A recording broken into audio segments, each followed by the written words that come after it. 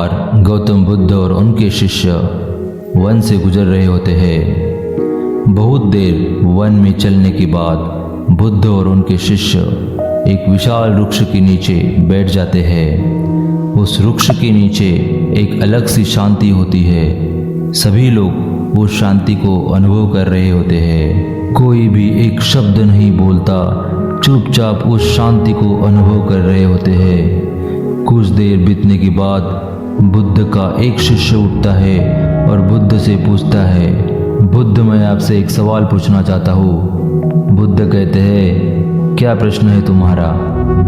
वह बुद्ध का भिक्षु बुद्ध से कहता है, मैंने कभी भी आपको दुखी नहीं देखा। आपके चेहरे पे हर समय एक अलग सी मुस्कुराहट होती है जो हमें भीतर तक आनंद से भर देती है। आपके चेहरे पर अलग सी चमक है जो हमें दुख से कोसों दूर रखती है। पर मैं ये जानना चाहता हूँ कि मेरे भिक्षु बनने से पहले मेरे जीवन में बहुत सारा दुख था जिसके कारण मैं भिक्षु भी बन गया हूँ, पर अभी तक ये नहीं जान पाया हूँ कि दुख का आखिर कारण क्या है।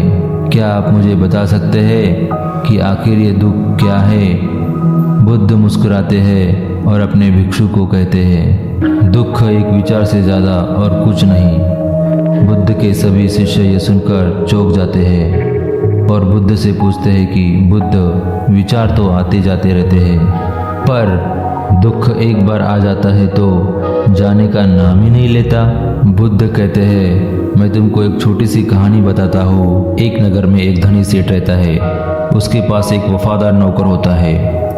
वह सेठ अपने नौकर पर बहुत विश्वास करता है। सेठ अपने नौकर पर किसी बात के लिए भी शक नहीं करता क्योंकि उसका नौकर वास्तव में बहुत ईमानदार होता है। एक बार उस सेठ को किसी ज़रूरी काम से नगर से बाहर जाना पड़ता है। 2-3 बाद वह सेठ वापस लौटता है तो वह एक कीमती सामान लेकर आता है।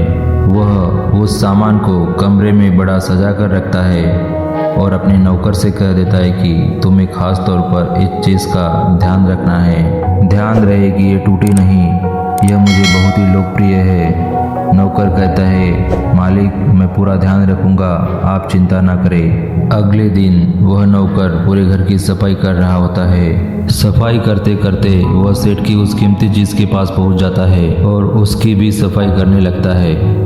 सफाई करते समय वह कीमती चीज़ उस नौकर के हाथ से फिसल जाती है और नीचे गिर जाती है। जब सेठ को ये बात पता चलती है तो वो नौकर के पास आता है और नौकर को खूब डांटता है, पर वह ना ही तो अपने नौकर को नौकरी से निकाल सकता है और ना ही पीट सकता है क्योंकि वह उसका बहुत ही वफादार और पुराना नौकर है। इसलिए वह उसे डांट मार के ही छोड़ देता है। सेठ अपनी उस कीमती चीज़ के बारे में सोच सोच कर बहुत ही दुखी रहता है। रात होती है और सेठ अपने कमरे में लेट जाता है। सेठ को नींद नहीं आ रही होती है। वह बहुत ही बेचैन हो जाता है। बेचैनी के कारण सेठ अपने कमरे से बाहर निकलता है और देखता है कि उसका नौकर निश्चित होकर सो रहा है। वह देखकर और क्रोधित हो जाता है और सोचता है कि उसने मेरी इतनी कीमती चीज़ तोड़ दी और उसको थोड़ी भी चिंता नहीं है। मुझे यहाँ नींद भी नहीं आ रही है और ये आराम से सो रहा है, पर सेठ कुछ भी नहीं कर पाता क्योंकि सेठ को पता है नौकर बहुत ही वफादार है। सेठ अपने कमरे में वापस चला जाता है। अगले दिन सुबह सेठ सोचता है कि मैं इस समस्या से कैसे निकलूं। फिर उसे एक तरकीब समझ में आती है और वो नौकर के पास जाता है और अपने नौकर से कहता है कि मुझे बहुत दुख हो रहा है, ये बताते हुए कि जो कीमती चीज़ तुमने कल तोड़ी थी वह मैं तुम्हारे लिए लाया था। मैं चाहता था कि मैं उसे तुम्हें उपहार में दे दूं, परंतु अब क्या कर सकते हैं, अब तो वो टूट गई है। सेठ की ये बात सुनकर नौकर को झटका लगता है। नौकर सोचता है, अरे तो बहुत बड़ी गलती हो गई। वह इतनी कीमती और सुंदर चीज़ मेरे लिए ही थी जो मुझसे ही टूट गई। फिर क्या उस नौकर के मन में बेचैनी पैदा हो जाती है, दुख पैदा हो जाता है। फिर रात होती है और अब सेठ आराम से सोता है। लेकिन वह नौकर अब बेचैन रहता है। उसको नींद नहीं आती। क्यों नींद नहीं आती? क्योंकि अब उस नौकर ने सेठ की उस कीमती चीज को अपने साथ जोड़ लिया है, इसलिए वह दुखी हो रहा है। पहले उस नौकर के मन में यह विचार नहीं था कि ये कीमती चीज मेरी है। अब उसके मन में ये विचार है कि अगर वह कीमती चीज ना टूटी तो वो मेरी होती। बुद्ध कहते हैं कि दुख केवल एक विचार है, और ये विचार कैसे उत्पन्न हुआ? अपने आप को किसी चीज से जोड़ने से। चीज को अपने आप से जोड़ लेते हैं, उसे पकड़ने की कोशिश करते हैं, वो चीज़ हमें दुख देती है। क्योंकि वास्तविकता तो ये है कि कोई भी चीज़ हमसे जुड़ सकती है। बहुत सारे लोग यह पूछ सकते हैं कि हम अपनी चीज़ को अपना ना माने।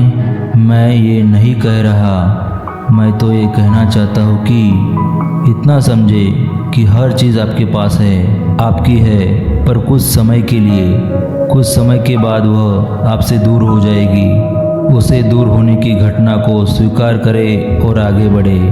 दोस्तों, इस कहानी से हमें यह सीख मिलती है कि हमारे जीवन में वास्तव में दुख और उदासी का कारण हमारे विचार होते हैं। हम उन चीज़ों के बारे में सबसे ज़्यादा सोचते हैं जो आज हमारे पास नहीं है, और वही विचार हमें दुख देते हैं। अगर हमें दुखों से बचना है, जो बीत चुका है उसके बारे में ना सोचकर हमें आगे क्या करना चाहिए इसके बारे में सोचना चाहिए। आशा करता हूँ दोस्तों आपको ये कहानी बहुत पसंद आई होगी। प्लीज़ कमेंट करके ज़रूर बताइएगा। एक विनती है दोस्तों, ऐसे ही मोटिवेशनल वीडियो के लिए मेरा चैनल सब्सक्राइब करना न भूलें। धन्यवाद।